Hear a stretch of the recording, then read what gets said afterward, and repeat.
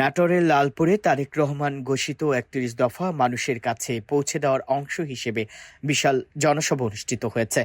গত বৃহস্পতিবার বিকেলে নাটোরের লালপুর উপজেলার দুয়ারিয়া ইউনিয়নে দুয়ারিয়া উচ্চ বিদ্যালয় মাঠে দুয়ারিয়া ইউনিয়ন বিএনপি ও সহযোগী সংগঠনের আয়োজনে বিশাল জনসভা অনুষ্ঠিত হয়।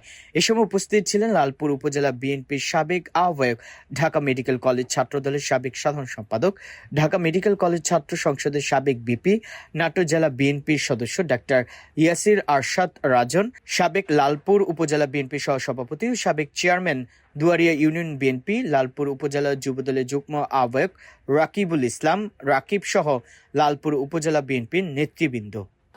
৫ই আগস্ট যে উদ্দেশ্যে আমার শত শত ভাই জীবন দিয়েছে, সেই উদ্দেশ্য বাস্তবায়িত হয় নাই।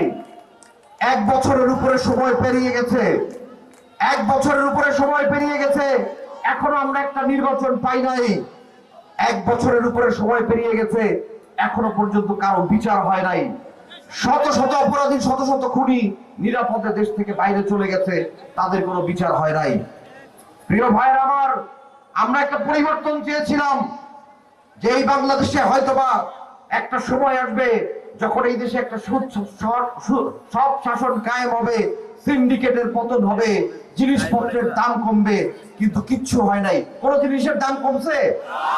শুধুমাত্র মানুষের জীবনের দাম কমছে। প্রফেসর ইউনূসের কাছে আমাদের অনেক আকাঙ্ক্ষা ছিল, আমরা তাকে সর্বতভাবে সহায়তা করেছি বিগত 1টি বছর ধরে, কিন্তু আমরা আমাদের সেই আশা বাস্তবায়ন করতে পারি নাই। আমাদের কোনো লক্ষ্যই এখনো পূরণ হয়নি। 1 বছর সময়ে 4টা সংসদ নির্বাচন করা যায়।